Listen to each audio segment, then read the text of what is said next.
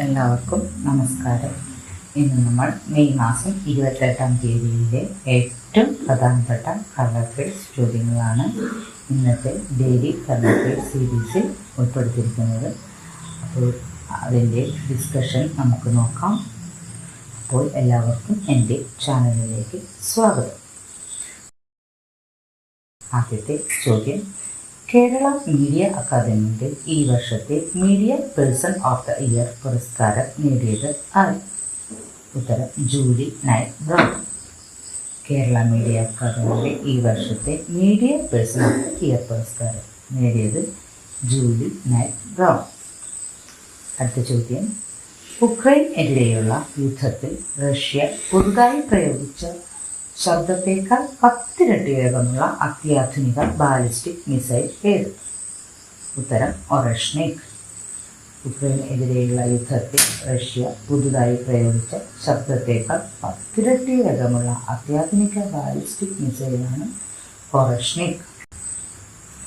അടുത്ത ചോദ്യം, വരാനിരിക്കുന്ന 2026 ഗ്ലാസ്ഗോ കോമൺവെൽത്ത് ഗെയിംസിനുള്ള ഇന്ത്യൻ സംഘത്തിൻ്റെ ചെഫ് ഡി മിഷൻ ആയി നിയമിതനായത് ആര്?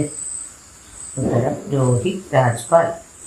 വരാനിരിക്കുന്ന 2026 ഗ്ലാസ്ഗോ കോമൺവെൽത്ത് ഗെയിംസിനുള്ള ഇന്ത്യൻ സംഘത്തിൻ്റെ ചെഫ് ഡി മിഷൻ ആയി നിയമിതനായത് രോഹിത് രാജ്പാൽ.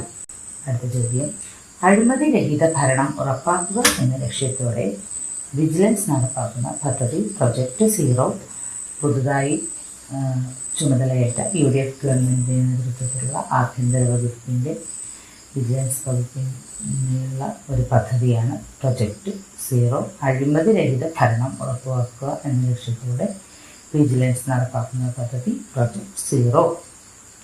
അടുത്ത ചോദ്യം, എബോളയുടെ മാരകമായ വകഭേദമായ ബുണ്ടി ബുഗിയോ വൈറസിനെതിരെ ലോകത്താദ്യമായി ഒരു വാക്സിൻ വികസിപ്പിക്കുന്ന സർവകലാശാല? ഉത്തരം ഓക്സ്ഫോർഡ് യൂണിവേഴ്സിറ്റി.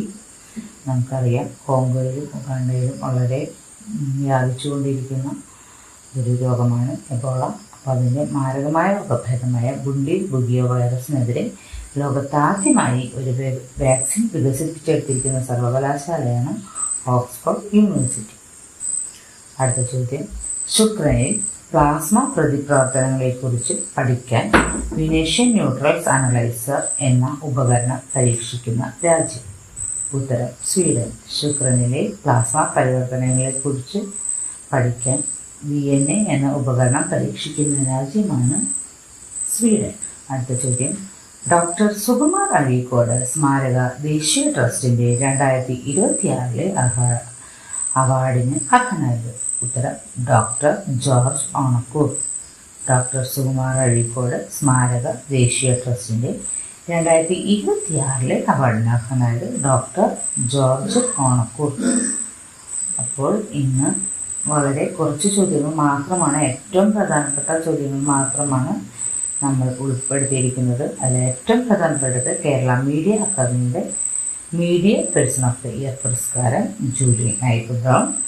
പിന്നെ നമ്മുടെ ശബ്ദത്തേക്കാൾ 10 ഇരട്ടി വേഗമുള്ള ഒരു അത്യാധുനിക ബാലിസ്റ്റിക് മിസൈലാണ് ഉക്രൈനെതിരെയുള്ള യുദ്ധത്തിൽ റഷ്യ പ്രയോഗിച്ചത്.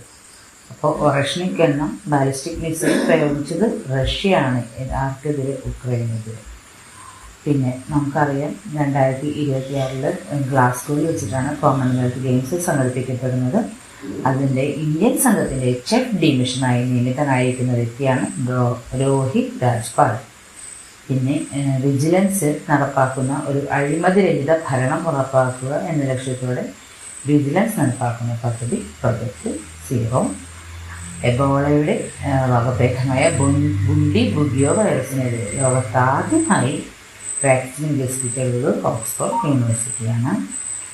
ശുക്രനിലെ പ്ലാസ്മ പ്രവർത്തനങ്ങളെ കുറിച്ച് പഠിക്കാൻ VNA എന്ന ഉപകരണം പരീക്ഷിക്കുന്ന രാജ്യം സ്വീഡൻ.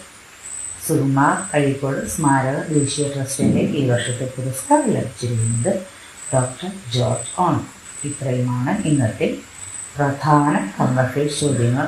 അതെല്ലാം കൃത്യമായി പഠിച്ചാൽ നമുക്ക് എല്ലാ PSC പരീക്ഷകളിലെയും കറണ്ട് അഫയേഴ്സ് ചോദ്യങ്ങൾ എളുപ്പം ക്രാക്ക് ചെയ്ത് നല്ലൊരു റാങ്കിലേക്ക് എത്താനായി സാധിക്കും.